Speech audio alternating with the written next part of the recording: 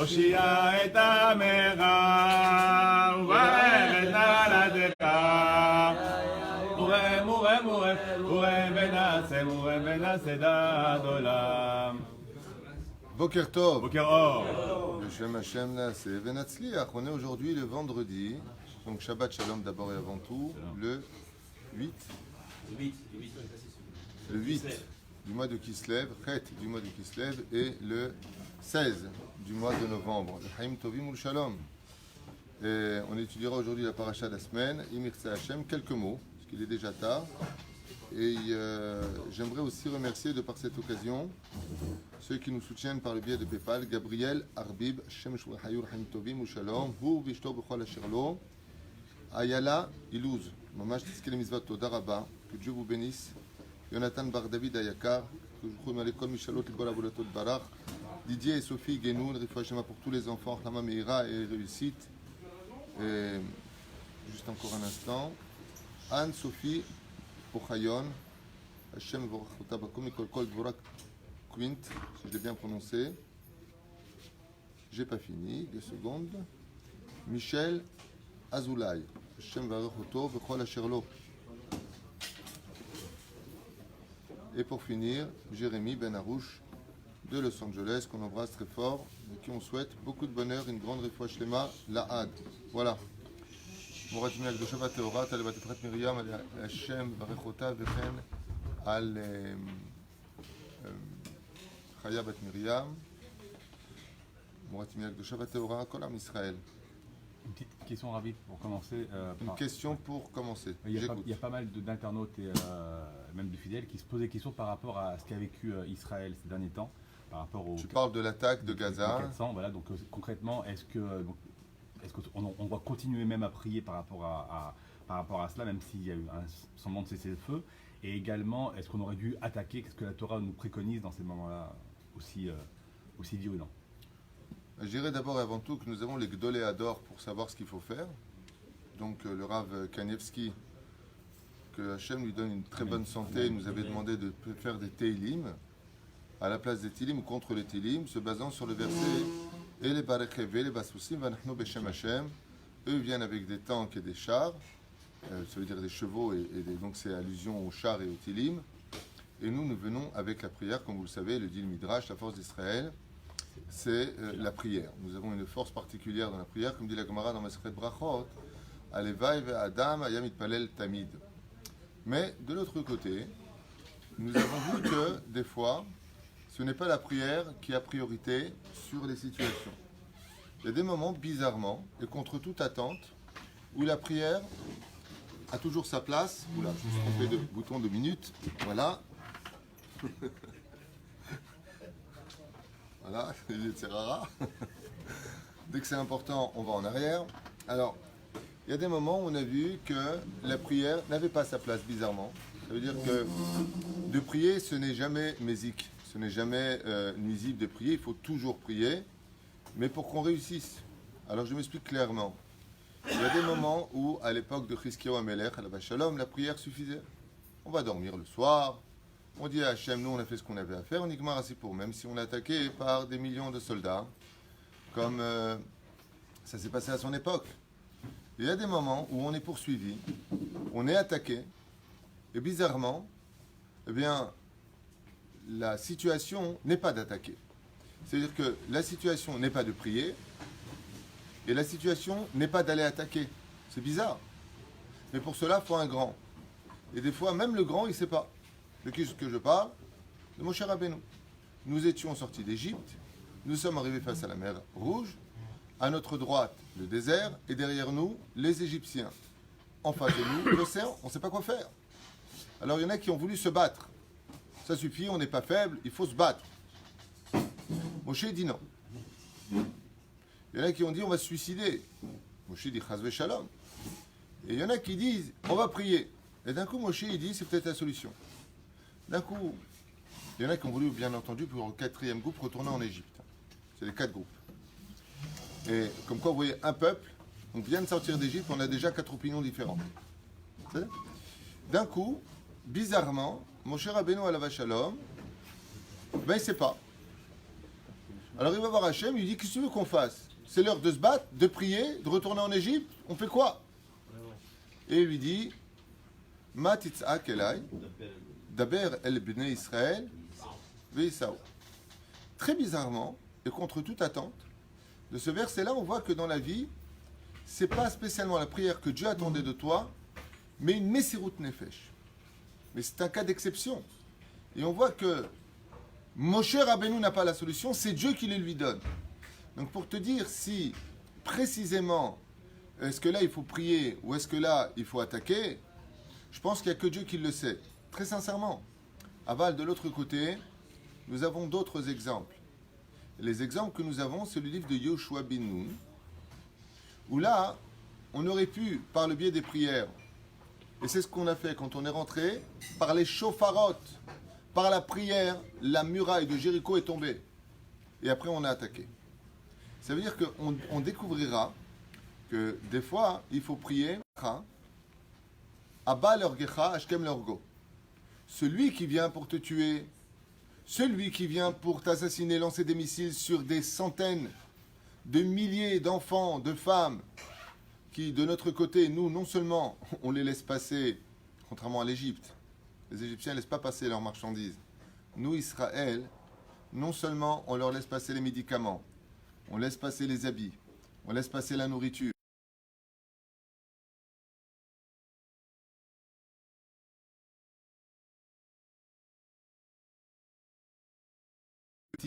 D'une augmentation de 67%, et c'est eux-mêmes qui le créent et qui l'alimentent. Mais c'est un truc de fou. Ça veut dire qu'ils viennent montrer des mensonges à la télévision.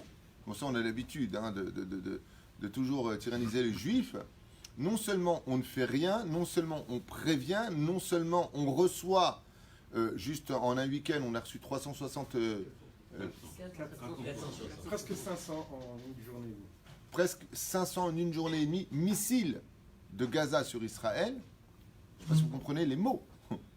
Qui sont jetés de façon absolument aveugle. Ça veut dire que ça touche des bébés, des hôpitaux de... Allez, tuons des civils.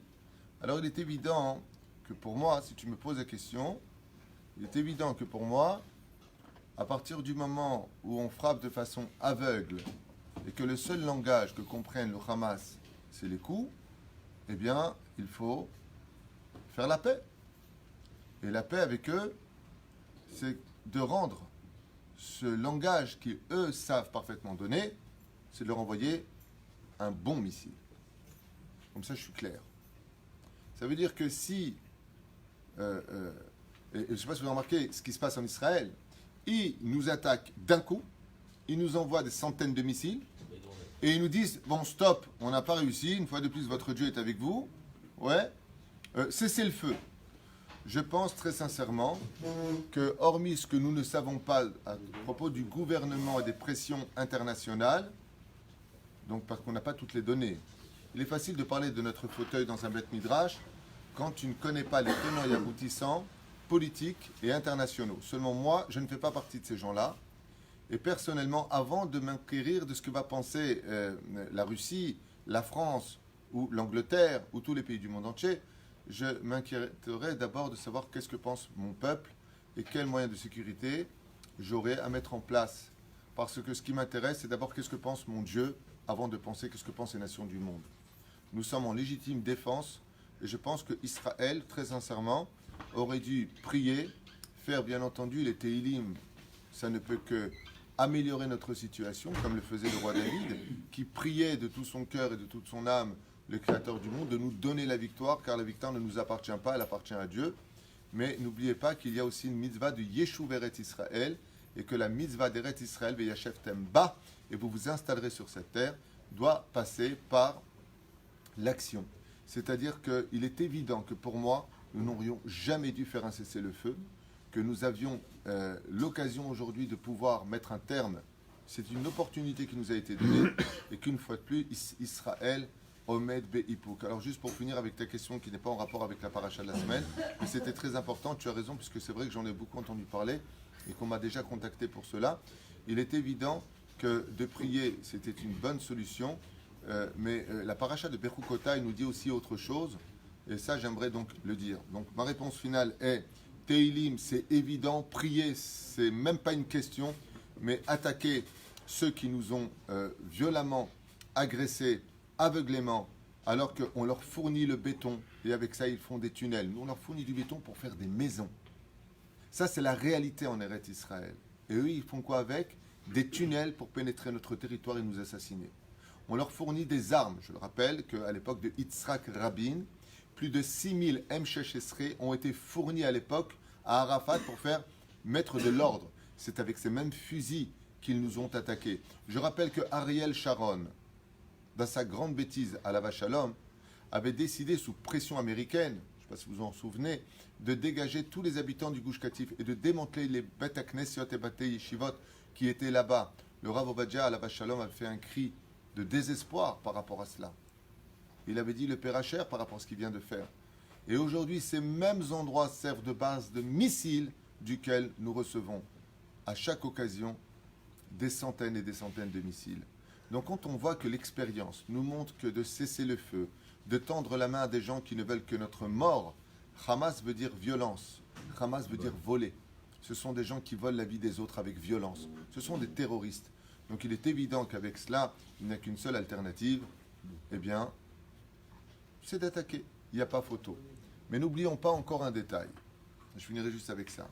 La 11e paracha du livre de Lévitique, donc des Lévi'im, nous dit une phrase que j'aime tellement citer dans mes shiurim parce que c'est le mode d'emploi en Eretz Israël. Cette paracha est le mode d'emploi. Im bechukotai telechu, ve'et mizvotav tishmeru, ve'natati shalom ba'aretz. Je donnerai la paix sur terre, vous n'aurez plus de glaive qui passera par vous, les nations du monde auront peur de vous. Donc n'oublions pas un détail, c'est que, et je sais que ça va faire un petit peu religieux de parler comme cela, mais Dieu est religieux. Alors ça fait bizarre à entendre. Notre Torah vient nous donner des règles. Si on ne les respecte pas, dans la paracha de Bechukotai, on nous dit voilà les conséquences. Ils vous poursuivront, vous aurez peur, vous aurez ceci. Il y a quand même un mode d'emploi que tu ne peux pas nier. Il n'empêche que pour autant, il faut attaquer. Moi, on n'est pas des curés pour prendre une gifle et tendre l'autre joue. Mais par contre, dans le judaïsme, pour ceux qui sont juifs, quand tu prends une gifle, ce qu'on va étudier d'ailleurs aujourd'hui pour Yaakov, qui a pris une gifle en voyant qu'il a été arnaqué par Lavan, ouais, eh bien, qu'est-ce qu'il doit faire? Qu'est-ce qu'on doit faire quand on prend un coup, quand on prend des missiles?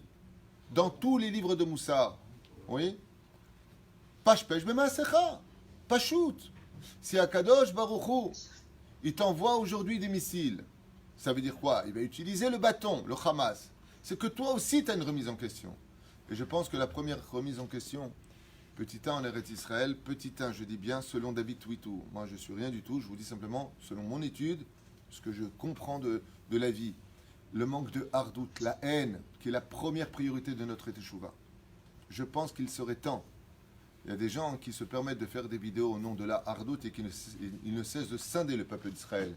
Ils mettent une haine dans leurs vidéos contre le monde Haredi. Et après, ils osent faire des cours de hardout, d'unité. C'est vraiment des clowns avec une grande boule rouge au niveau du nez. Mais vraiment. Mais qui vient, il te parle de hardout et de l'autre côté, il te met de la haine dans le cœur contre ceux qui étudient la Torah, contre ceux qui sont encore pratiquants, contre Shem Ishmor. C'est vraiment handicapé mental, j'appelle ça. Un malas. Aval Keikaron, je pense que la première chose chez nous, c'est que nous avons un réchet, nous avons un dôme de fer qui s'appelle l'union, la hardout. Bezrat Hashem, quand on arrêtera, nous, de dire du lachonara les uns sur les autres, eh oui, c'est un côté religieux de Malasot, c'est notre mode de vie, c'est à cause du lachonara que Dieu a détruit le temple et que nous sommes partis en galoute, pour ceux qui n'ont pas encore souvenir de l'histoire de notre peuple à travers la Gemara, et malheureusement la haine gratuite. Donc il est évident que le dôme de fer de notre vraie patrie, c'est que Bémet, nous vivions en shalom, ce qui n'est pas malheureusement encore le cas aujourd'hui. La deuxième chose, eh bien, et contre toute attente, selon Rabbi Shimon Bar Yochai, qui je suis pour parler à la Maseret Shabbat 118 Amoud Bet, Loulé Israël Shomrim Shte Shabbatot, il est évident, je dis bien qu'il est évident, que le fait de l'Echalel Shabbat provoque aussi des fissures dans notre dôme de fer, et que ça laisse des missiles arriver. Mais que notre Dieu, dans sa grande miséricorde, comme on vient de 2000 ans de galoute et qu'on revient en Eretz Israël, eh bien, il nous protège. Comme il le dit, je ne le ferai pas pour vous, dans les prophètes, c'est pas moi qui parle, mais pour mon nom à moi. Pourquoi? Parce que vous avez Chilaltem, profaner le nom de Dieu parmi les goïms. Donc il est évident que d'un côté, nous devons prier, oui, Hacher, puisque tu as posé la question, Bevadaï qu'on doit prier. Est-ce qu'on doit faire des télim? Ce n'est même pas une question, il faudrait être un rachat pour dire le contraire. Bevadaï qu'il faut faire des télim. Quand est venu le roi David face à Goliath, qu'est-ce qu'il a dit? Il a dit c'est au nom de Dieu que je viens. De l'autre côté, il est parti quand même attaquer. Pourquoi est-ce qu'on les laisse nous insulter? Le roi David à Avashalom, il est parti à la guerre. Et Bevadaï qu'on doit aller à la guerre. Bevadaï. Comme le dit la Gemara dans Makot. Elef lamaté, Elef lamaté. Qu'est-ce qu'il dit Rashi? Elef lamaté, 1000 qui partaient en guerre. Et 1000 qui priaient en yeshiva. Ça, c'est David Ameler. Le roi David, quand il partait en guerre, il demandait aux autres de faire les télim. Donc l'un ne contredit pas l'autre. Tu peux tout à fait attaquer et faire des télim. Tu peux tout à fait attaquer et faire ce qu'il faut. C'est-à-dire prier le Créateur du monde. De l'autre côté, le peuple d'Israël, quand on reçoit des missiles, eh bien, c'est extraordinaire parce que je vous ai parlé de la première cause. C'est quoi? La haine gratuite. Quelle est la seule chose dans ce pays qui nous unit d'un coup? La guerre. Dès qu'on entend les sirènes, le voisin avec qui tu étais en guerre, d'un coup devient ton meilleur ami. Donne-moi ton enfant, donne-moi ceci. Vous voyez bien que les sirènes ne sont là que pour nous unir. Comme les chatzotzrot, les trompettes qui réunissaient le peuple d'Israël, ou le chauffard qui nous ramenait vers le Beth Amikdash. De la même façon, le Créateur du monde, quand il en a marre de voir qu'on se haïsse les uns les autres, dans les couples, combien on s'insulte, combien on se maudit, les beaux-parents avec les belles-filles avec les frères, les beaux-frères, des guerres qui n'en finissent pas dans nos vies. Ce que nous pouvons nous faire en mal aujourd'hui, même des goïms ne peuvent pas nous faire autant de mal, tellement il y a de la haine. Donc qu'est-ce qu'il fait le Créateur du monde? Des fois il dit aux enfants, nous maspin, ça suffit de vous battre, vous me fatiguez. Alors il y a des missiles qui viennent. Et combien on a eu de morts? Zéro. Aucun mort. Tout le monde a vu cette vidéo extraordinaire du Kiddush Hashem. L'extraordinaire Kiddush Hashem de ce bus rempli de 50 chayalim, 50 enfants d'Israël. Vous savez que nos chayalim sont rien d'autre que nos enfants, âgés de 19 ans, 18 ans, Bessachakol, qui chantent dans le bus la chanson de Hanouka. Qu'est-ce qu'ils chantaient, vous vous rappelez? Vous avez vu cette vidéo? Non? Ala nisim ve'ala purkan. Et à la fin, Bayamimahem bazemanazé, Bayamimahem bazemanazé.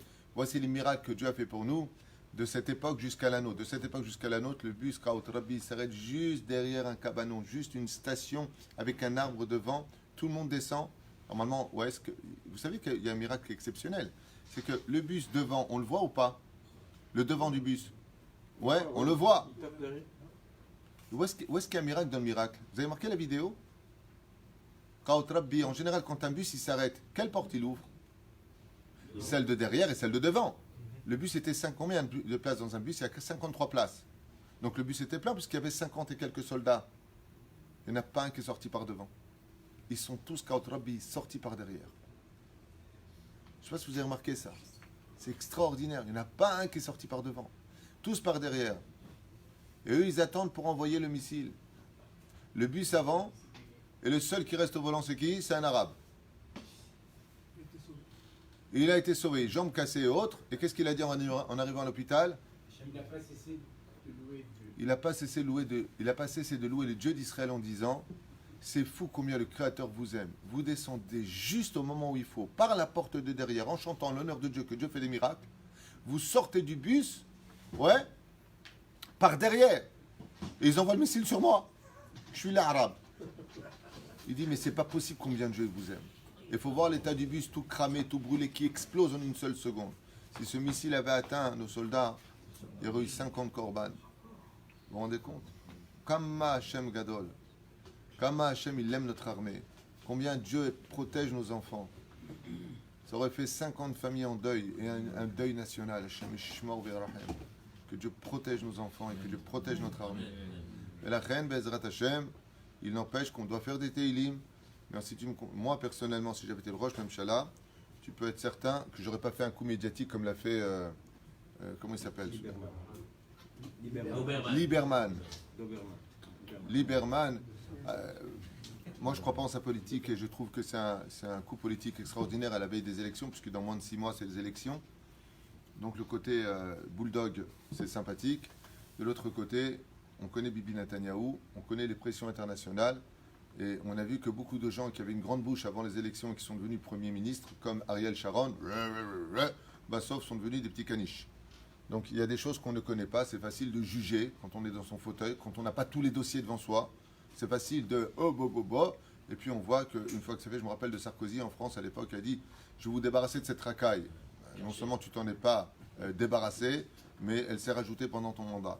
Sans le critiquer, mais je veux dire par là que il y a ce qu'on dit quand on n'est pas à la bonne place, et quand on est à la bonne place, d'un coup, l'image change, parce qu'il y a des pressions qu'on ne connaissait pas, des dossiers qu'on ne connaissait pas, des choses dont on n'avait pas notion. Donc je ne pense pas que le gouvernement doit être critiqué, mais si de notre côté, tel que nous voyons les choses, on aurait dû répondre, oui pour prier, mais oui surtout pour sortir en guerre et mettre définitivement un terme à tout cela. Et n'oubliez pas un détail, c'est comme la marée haute et la marée basse. On a pensé que quand Arafat mourrait, le problème serait réglé. Ça n'a rien réglé. Ça veut dire, ok, tu viens, tu règles le problème. C'est que le problème ne se trouve pas de l'autre côté, le problème se trouve chez nous. Ça veut dire que quand un jour quelqu'un, je finirai juste avec ça, Tzadik, un jour quelqu'un me dit, ah tu je comprends pas, je suis religieux, j'arrête pas de me faire draguer. Alors je lui ai dit, c'est normal. C'est normal. Il me dit, pourquoi? Je dis, parce que si tu te fais draguer, c'est que tu fais comprendre aux autres qu'on peut te draguer. On ne vient pas draguer quelqu'un qui fait comprendre qu'il n'est pas dragable. Il m'a fait un sourire. Il m'a dit, ouais, c'est vrai que j'aime bien plaire. C'est évident. De la même façon, si on est attaqué aujourd'hui, c'est que quelque part, on a fait des fissures. Et je vous affirme une chose, c'est que la bande de Gaza sont fixées sur une précision en ce qui nous concerne. Et c'est pas moi qui le dis, je l'ai entendu de la bouche d'officiers de prison, que les Arabes, quand ils sont, je parle du Hamas et tout ça, quand ils sont le Fatah mis dans nos prisons, un jour, je vois juste une petite anecdote qui s'est passée il y a 3 ans. Il y a un officier du Fatah qui a été arrêté, et il a été arrêté pendant Pessah. Un des soldats israéliens, un juif, sort une baguette ou une pita et il la mange. Et l'arabe lui a dit, c'était publié partout, cette phrase de l'arabe. Il lui a dit, mais c'est pas la Pessah des juifs? Il lui a dit, ouais alors? Il lui a dit, c'est parce que tu manges Hames que je prendrai ton pays. C'est quand même curieux que les goïms, que les Arabes qui nous entourent savent, eux, que Dieu nous aime, que Dieu nous protège, que Dieu nous, que c'est la Torah qui nous protège, et que nous, on n'arrive pas encore à le comprendre. C'est-à-dire, tu montres cette vidéo, je suis en train de dire à un politicien ou un mec qui n'a rien compris au judaïsme ou à l'essence même de sa Torah, le mec n'a rien compris. Il va dire, il est fou ce mec. Habibi, c'est toi qui es fou. Pourtant, eux, ils n'arrêtent pas de te parler au nom de la religion. Allah Akbar. Eux, ils te parlent de ça. Ils te disent que le problème, c'est un problème de Torah, de Dieu. Et nous, on vient avec une politique Massa ou Matan, avec des pourparlers, des territoires. Mais t'as pas compris. Une fois, Arafat, c'était sur Antenne 2, en France. Il lui a dit, comment vous voyez la Palestine, 2 États? Arafat, il lui a dit, avec sa tronche de chameau comme ça. Il a pris un crayon à papier devant les caméras. Vous vous rappelez ce qu'il a fait? Il a entouré tout Israël, il a dit, c'est ça la Palestine. Donc tu vois bien qu'ils sont clairs. Avec qui tu veux négocier? Et de quoi tu veux négocier? Et de quel pays tu veux parler? La charte du Hamas, c'est tous les juifs à la mer. Non. La reine, il est évident, mon cher ami, qu'en ce qui me concerne, et avec le peu de connaissances que j'ai sur le domaine gouvernemental, Israël n'aurait pas dû accepter le cessez-le-feu. Et puisque nous avons été attaqués un jour, comme tu viens de me le rappeler, moi j'étais en France, plus de 500 missiles, Israël aurait dû frapper très fort pour désarmer une fois de plus, mais en même temps, si je peux me permettre la suite, de parler au peuple d'Israël et de nous renforcer dans la hardout, dans la shmirat de Shabbat, la shmirat de la tsniout, Baba Saleh. Celui qui veut contredire ce que je suis en train de dire, c'est Baba Saleh qui l'a dit, à son époque, en 1976. Baba Saleh, il avait parlé du problème de la tsniout, la vulgarité, la prostitution. Moi, ça me fait rire quand on parle constamment de sécurité ici. Vous savez qu'il y a des femmes, des jeunes filles qui, pour payer leurs études, se prostituent dans les universités? Non, pas que ici. En Israël, oui, absolument, oui. Elles se prostituent pour payer leurs études. Tu n'es pas au courant? Pourquoi on ne s'occupe pas de ces problèmes-là? Vous savez que la mafia s'arrête librement devant les boutiques pour aller prendre de l'argent. Vous savez combien de gens aujourd'hui sont arnaqués par la mafia? Où est la police? Ils sont rackettés. Où est la police? Où est le gouvernement? Il y a des choses qui sont très importantes à régler dans le pays. Et j'espère, avec l'aide d'Hachem, que notre gouvernement un jour se réveillera de la gravité des choses qui se passent, même s'il y a, grâce à Dieu, de très bonnes choses en Israël, il ne faut pas être négatif. Aval, je pense qu'il y a une guerre intérieure qu'on doit régler et une guerre extérieure qu'on doit définitivement régler aussi. Je vous affirme que le Melech HaMashiach ne sera pas déçu si on commence son travail. D'améliorer Bezrat Hashem les conditions pour une meilleure alia pour tous les juifs qui n'en peuvent plus en galoute. Moi je reviens de France, vraiment j'ai rencontré que des gens merveilleux à Paris, à Lyon, à Marseille. Que Dieu vous bénisse et vous protège, vous les juifs de la galoute, partout où vous êtes.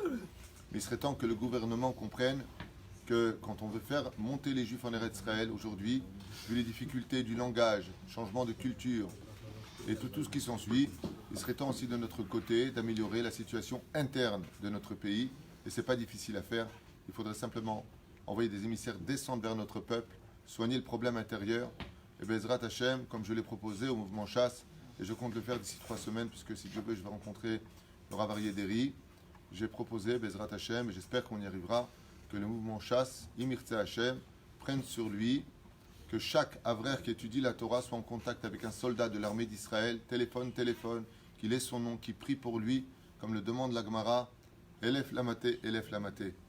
Il y a ceux qui resteront yeshivot, comme le contrat avait été signé entre Ben Gurion et le Chazon Ish, mais que chaque personne qui étudie en la yeshiva ait de l'amour et de la compassion pour celui qui est au front, et ensemble, Bezrat Hashem, comme l'encre et le stylo écrivent l'histoire, notre peuple, ça fait partie de mes plans, j'ai beaucoup de plans à proposer à Chasse, Bezrat Hashem, pour améliorer notre image de marque, parce qu'il serait temps que la Torah ne soit pas que la Torah d'une élite de personnes qui pensent comme nous, mais la Torah s'adresse à tout le peuple d'Israël, et moi je suis Ma'amin Be'emunah Shlema, que l'image de notre peuple est un peuple qui aime la Torah, qui aime la tradition juive, et on l'a prouvé ici à Ashdod avec les élections, quand on a vu notre Torah bafouée, remise en question, voire menacée, eh bien, Chasse l'a emporté de 2 mandats de plus, alors qu'ils en avaient 4, on est passé à 6,5, presque 7, on a failli avoir, parce que les Français se sont mobilisés, parce que le peuple d'Israël a compris que nous avons une Torah qui appartient à un peuple entier. Moi, je suis Ma'amin Be'emunah Shlema, qu'il n'y a pas réellement de chilonim de notre peuple. Je suis Ma'amin Be'emunah Shlema, que nous n'avons pas de personnes qui n'aiment pas la Torah. Je pense que par contre, on a peut-être commis l'erreur de mal transmettre cette Torah-là. Je pense qu'on a peut-être commis l'erreur de ne pas venir comprendre et trouver les mots pour amener les gens à la Torah. Et c'est pour cela qu'avec l'aide d'Hachem, avec le temps et avec la hardoute, avec la sincérité, eh bien, nous arriverons à de grands résultats. Ça ne sert à rien de critiquer nos rabbanim, c'est stam du venin qui sort de nos bouches, parce que sans nos rabbanim, aujourd'hui on ne serait rien. C'est grâce au monde haridi que la Torah vit encore en Israël.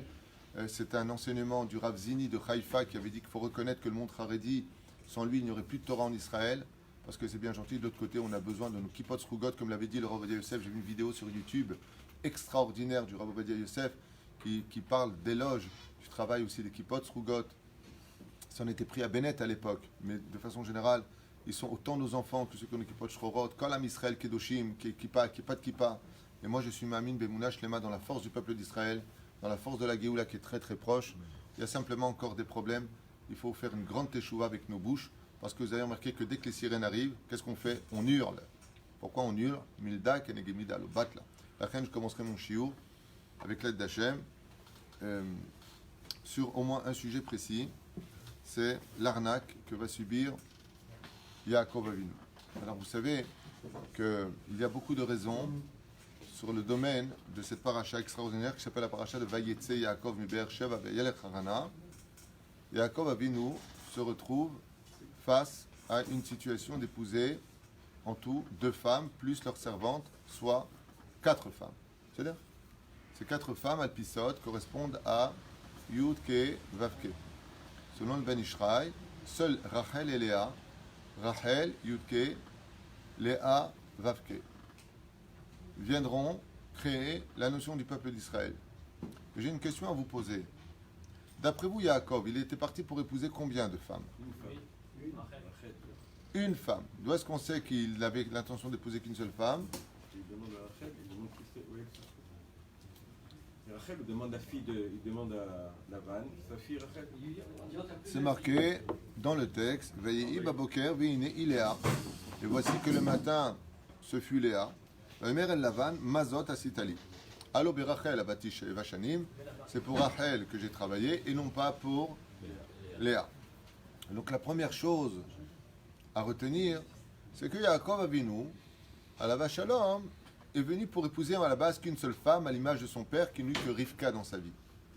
Mais les événements ont fait en sorte que le Créateur du monde a aveuglé Yaakov, volontairement, avec la participation de Rachel, pour que Yaakov épouse 2 femmes.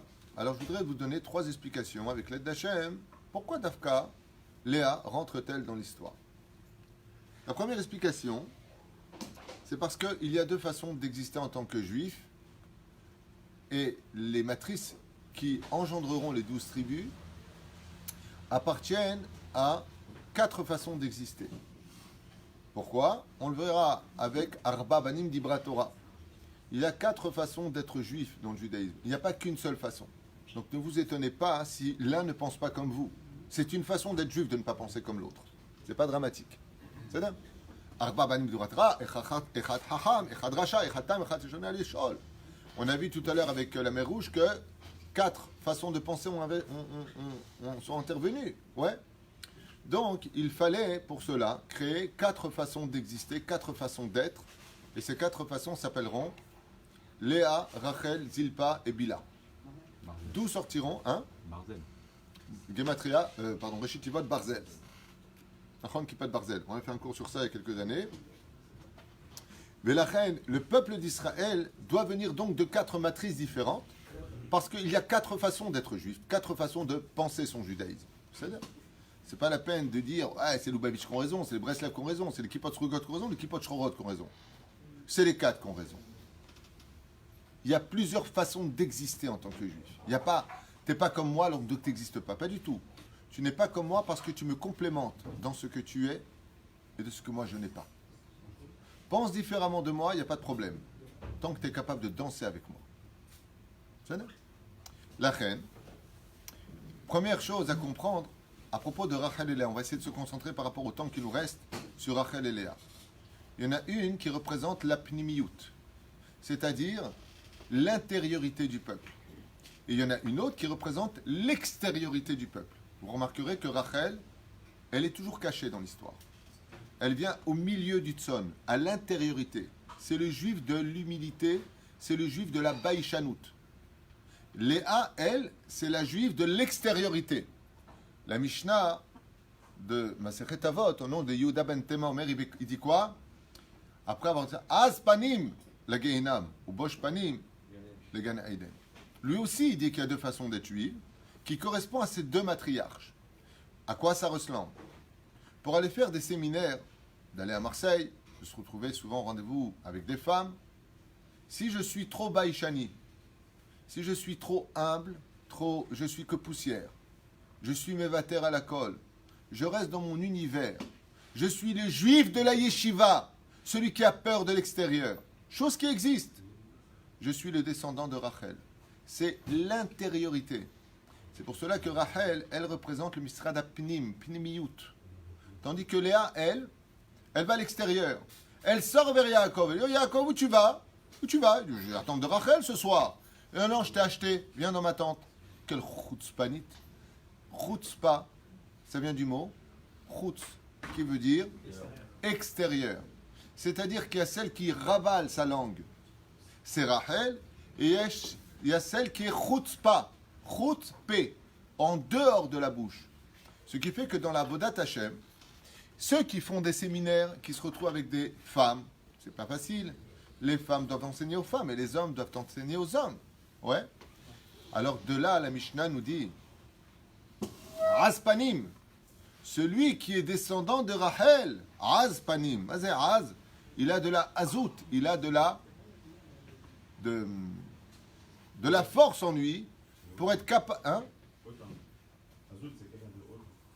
Alors autant, il a en lui, en tout cas, la chutzpah de sortir vers l'extérieur, comme qui, par exemple, les Lubavitch. L'odasme. De l'odasme. De féméode. C'est le mot encore plus précis. De l'odasme. Donc, les Lubavitch, par exemple, ils sont extraordinaires dans la Avodat Hashem. Ils n'ont pas peur de sortir dans la rue, de se trouver à côté d'un sex shop et de mettre des filines là où il faut, d'aller en Chine, là où il n'y a rien de cachère. Ils n'ont pas de problème. D'être dans la rue, dans le métro, tiens, mettez de filines. C'est incroyable.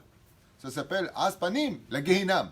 Ce sont ceux qui sont capables de représenter Dieu dans le Gehinam de la vie, dans la rue, d'aller chercher des dons, d'aller prendre un chèque chez une femme. Une fois, ça m'est arrivé à Eilat. Une femme qui m'a dit, je vais faire un don pour votre kollel. Bon, je dis, très bien, j'arrive. C'était même pas un nom, c'est une Horat Keva de 250 shekels par mois. C'est une femme de ménage à l'hôtel Princesse à l'époque. Et elle avait 4 Horat Keva. Elle soutenait Ora Haïm, elle voulait absolument nous soutenir. Elle avait entendu parler de ce qu'on faisait. À l'époque, j'étais déjà enseignant, je faisais des séminaires, mais il n'y avait pas de caméra. Et donc, je tape chez elle, ouais. Elle ouvre la porte. Et là, je suis un petit peu embêté. Elle était en short moderne, ce que je veux dire.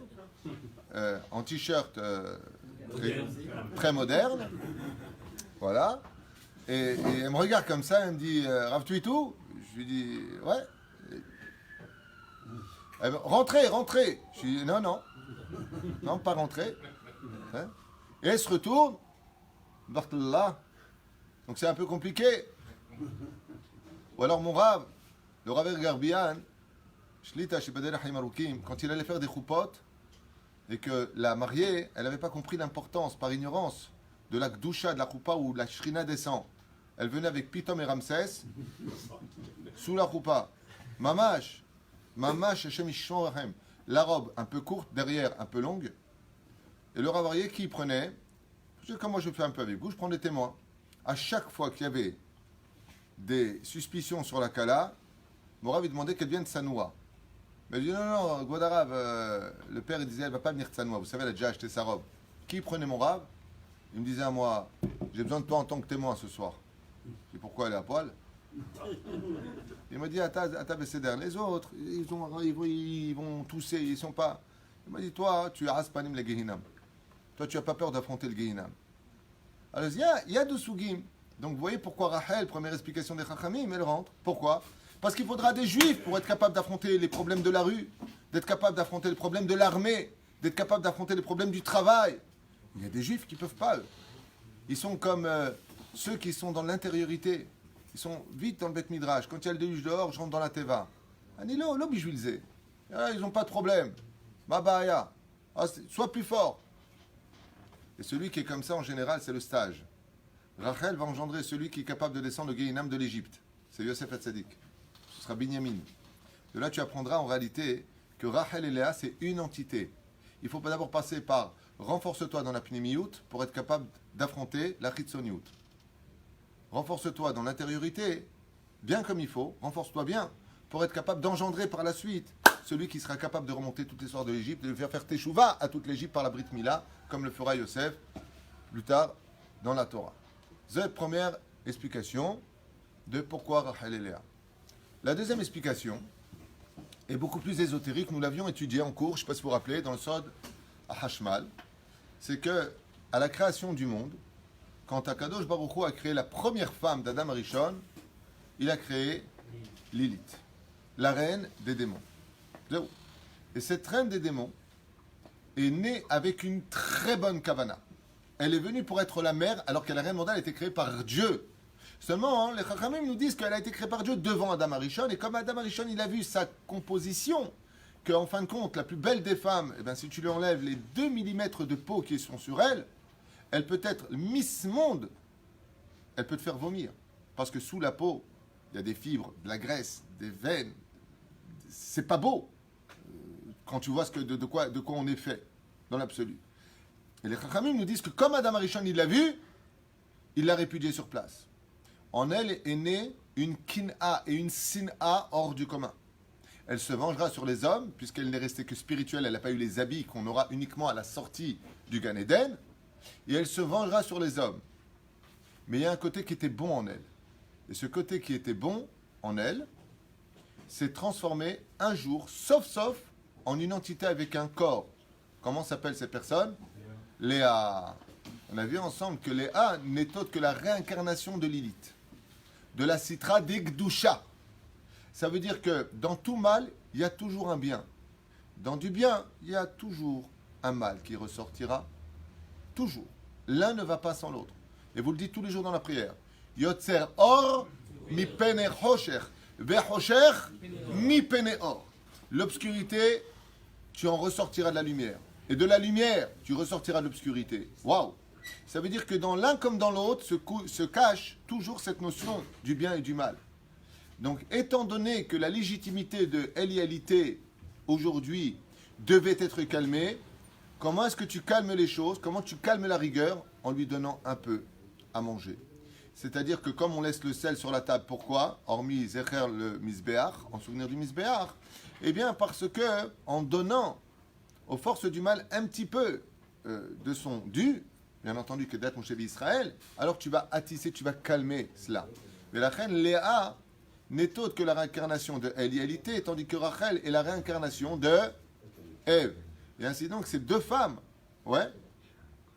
Donc vous comprenez le langage. Quelqu'un m'a posé la question, il m'a dit, comment Léa, elle peut dire, qu'est-ce que tu veux me prendre, mon mari? Alors, Al-Pisod, j'ai donné plusieurs explications dans plusieurs cours, vous pouvez les regarder sur Torah Traim, pour ce passage-là.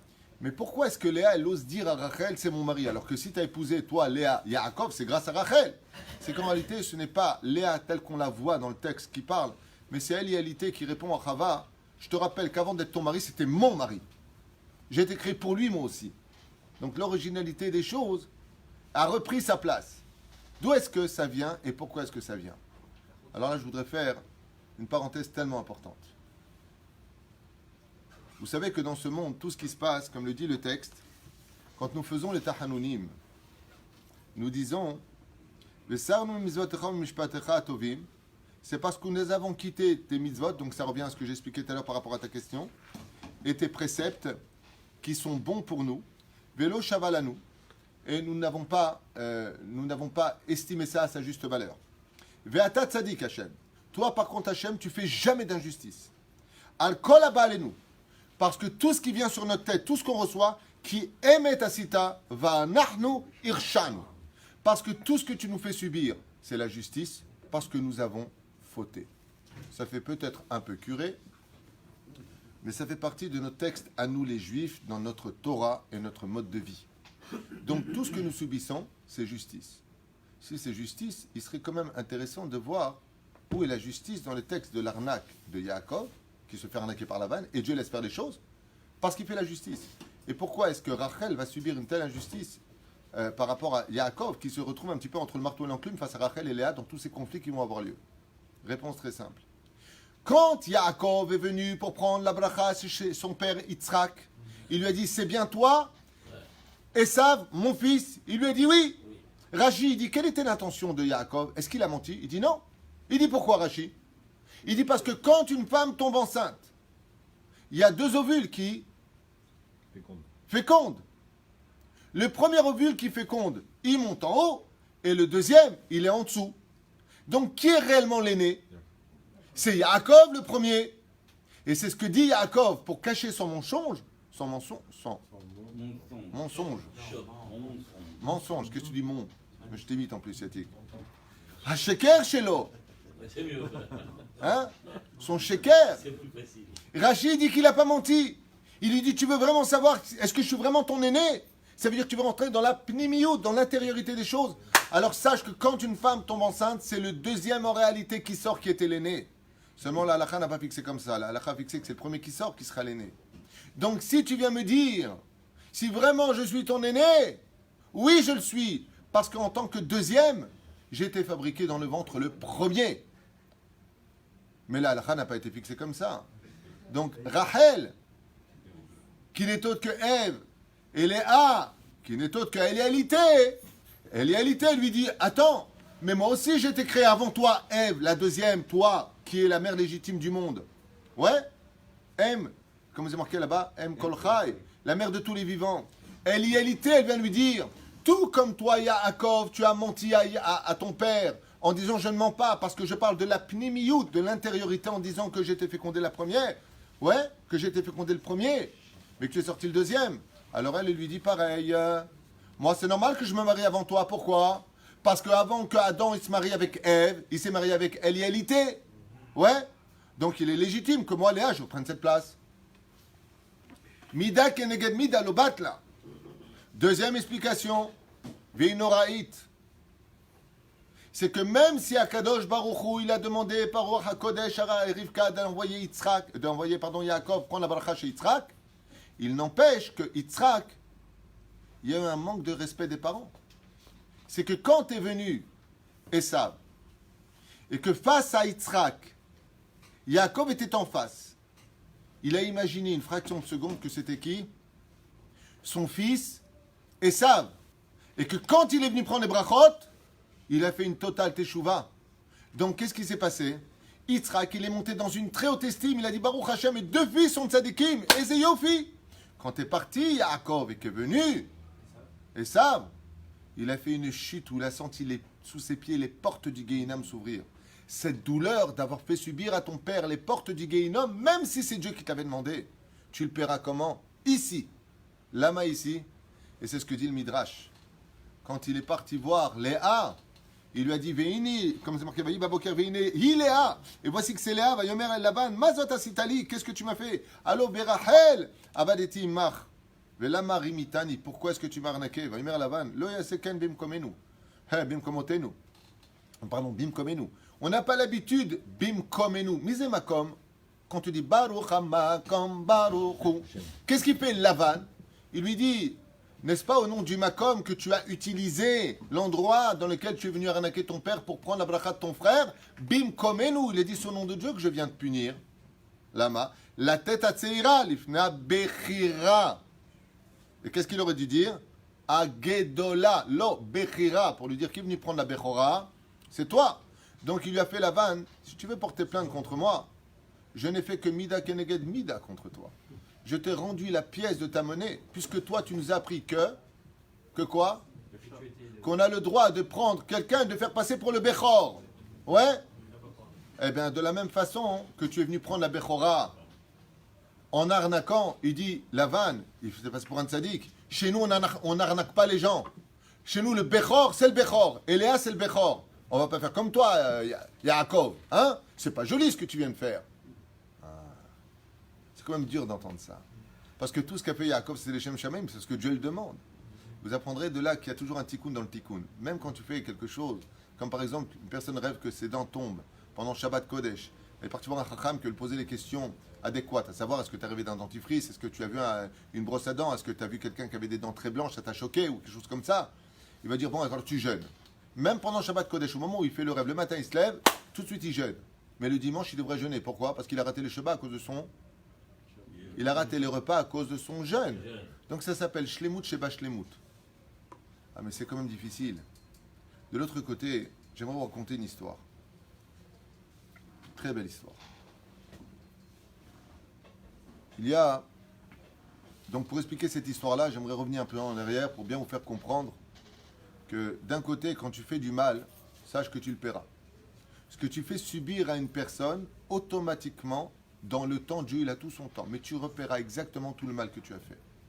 Si tu as volé de l'argent, tu le rendras. Si tu as fait du mal à une personne, on te fera ce mal. Ne t'inquiète pas, Dieu il a son temps. Donc, dans la vie, si tu ne veux pas subir, ne fais pas subir.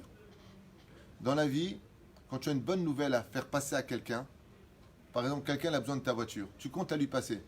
Ne dis pas, bon, je lui dirai demain matin. Pourquoi? Parce que cette nuit, peut-être qu'il va mal dormir à cause de toi en disant, mince, comment je vais faire pour y aller? Alors dis-lui à l'avance.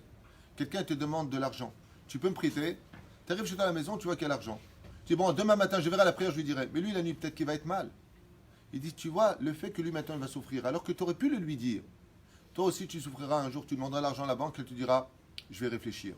Et tu vas te marmer. Pourquoi? Parce que tu ne fais pas ce qu'il faut. Donc, quand il s'agit de payer, on voit que la Torah, elle est très dure pour cela. Ne fais pas de mal dans ta vie. Mais de l'autre côté, quand tu fais du bien, ça viendra toujours te sauver. J'aimerais vous raconter une histoire à ce propos. L'histoire de Yafa, une maman qui avait une fille du nom de Hana. Et cette petite fille, âgée de quelques années seulement, je n'ai pas son âge, on va lui donner 5 ans si vous me le permettez, est malheureusement tombée dans un puits profond. Et elle s'est noyée. Quand les sauveteurs sont arrivés et qu'ils ont sorti la petite, on a compris que la situation n'était plus possible, elle était végétative. Elle ne respirait pas, ils l'ont réanimée, elle a craché une tonne d'eau, ça a été très difficile. La seule personne qui était souriante et pas du tout inquiète, c'était la mère. La mère n'était pas inquiète. Les médecins étaient inquiets. Les professeurs ont déjà prévenu que normalement, il faudrait prévenir la famille, peut-être après appeler les pompes funèbres. Et la mère, pas du tout inquiète, ni elle fait des télim, ni rien. Elle caresse les cheveux de sa fille qui est dans le coma total. Et elle lui dit, allez, réveille-toi ma fille, ça suffit. Les médecins, ils ont dit, bon, elle est sous le choc. Perdre un enfant, c'est ce qu'il y a de pire au monde. Ouais. Donc elle doit être sous le choc. Et voilà que, après quelques bonnes heures, la petite Rana, sans aucune explication plausible, ouvre les yeux. On lui retire le tuyau. Elle n'a pas besoin d'opération. Elle n'a besoin de rien. Après simplement 2 à 3 heures, elle est déjà assise sur une chaise, prête à partir avec sa maman à la maison. Les médecins sont devenus fous. Ils ont dit, comment c'est possible? Le cerveau est noyé, les poumons ont été noyés. Comment c'est possible? Comment c'est possible? Au niveau scientifique, médical, c'est pas possible. Comment? Il y a un médecin juif qui était présent, et il a posé la question à cette dame, et il lui a dit, vous avez été sereine pendant toute cette période, tellement difficile, et j'aimerais comprendre d'où vous puisez cette émouna. Et la maman a répondu avec un large sourire, eh bien c'est très simple, mon mari étudie la Torah grâce à Dieu, il fait de la Gemara, et un jour il a raté sa Havruta qui n'a pas pu venir, alors il est resté à la maison, Qaut Rabbi, ce jour-là pour étudier la Gemara. Et étant dans la cuisine, je me suis retourné vers lui et je lui ai dit, qu'est-ce que tu étudies? Il m'a dit, la Gemara. Et je lui ai dit, ah, c'est bien la Gemara, de quoi ça parle? Et il m'a dit à ce moment-là, je suis en train d'étudier la Keta de Rabbi Nechunia, qui avait l'habitude de creuser des puits près d'Israël, donc pour le peuple d'Israël. Et alors que sa fille, la fille de Rabbi Nechunia, était tombée dans un des puits, ouais, dans la même situation que ma fille, ils sont partis voir Rabbi Hanina ben Dosa à l'époque, donc explique le mari. Et quand il a entendu l'histoire, il a répondu, il est impossible qu'elle meure, sa fille, tuée par l'eau. Il dit pourquoi? Il dit parce que Rabbi Nechunia, il creuse des puits, il trouve de l'eau pour que les enfants d'Israël puissent boire. Donc il donne de la vie aux enfants d'Israël. Il est impossible que dans le ciel, Mida keneged Mida, il est impossible que dans le ciel, sa fille, a dit Rabbi Hanina ben Dosa, elle meurt par l'élément de l'eau. S'il donne la vie avec un élément, c'est pas cet élément-là qui vient lui donner la mort. Donc il est impossible que l'eau tue ses enfants. Effectivement, un miracle s'est créé. C'est que la fille de la Rabbi Nechunia est revenue de façon miraculeuse alors qu'elle était tombée dans un puits, noyée de la même façon, elle est revenue à la vie, de la même façon que ma fille. Il lui a dit à ce moment-là, le docteur, d'accord, je comprends bien pour votre rabbin, la Rabbi Nechunia et Rabbi Hanina ben Dosa, d'accord, mais vous, quel rapport?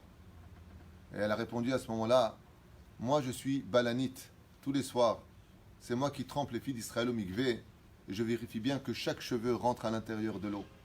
Il est impossible que ma fille meure, tuée par l'eau, puisque moi je fais des naissances grâce au mikvé où les femmes reviennent du mikvé, elles ovulent, elles tombent enceintes.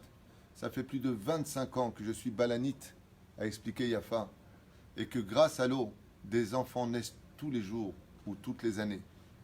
Donc il était impossible, je suis sereine, puisque mon mari était en train d'étudier le Talmud, et que juste quelques semaines avant, je lui ai posé la question, qu'est-ce que dit votre Talmud? Qu'est-ce que dit notre Talmud, plus exactement? Ainsi donc, vous voyez que Mida Keneged Mida Lobatla, c'est pas que dans le sens d'un fauté tu payes. C'est aussi quand tu fais du bien, tu récupères. Quand quelqu'un fait une bonne action et qu'il aura besoin de cet élément pour lui sauver la vie, si tu es dans le bien, Akadosh Baruch Hu te le rendra dans le bien. De Pérouche d'abord. Ce sont les 3 choses que je voulais voir avec vous. La première, c'est qu'on parlait des 4 caractéristiques des enfants d'Israël. Il y a plusieurs façons d'exister.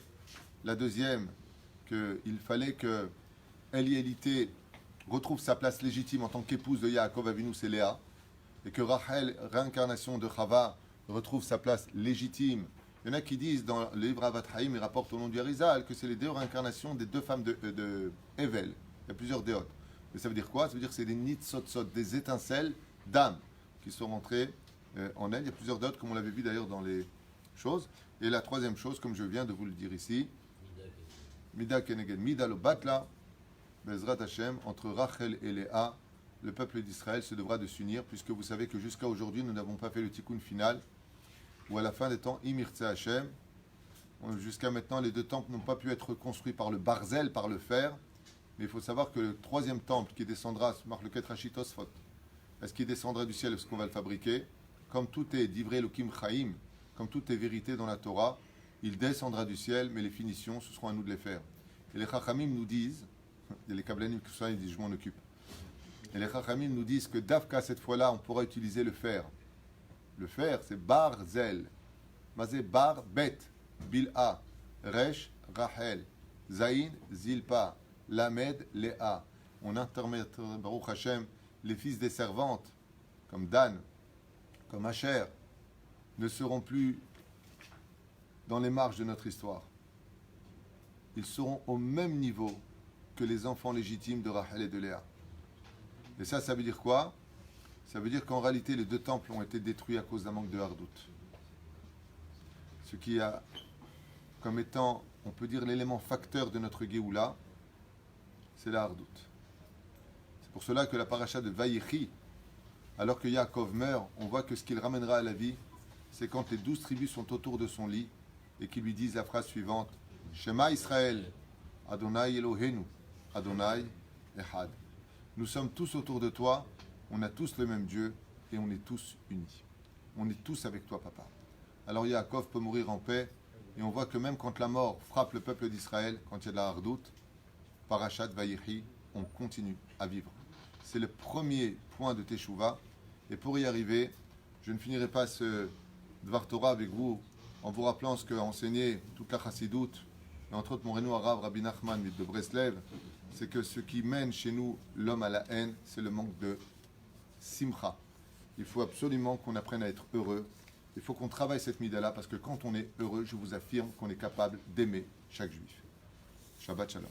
Chazak Baruch.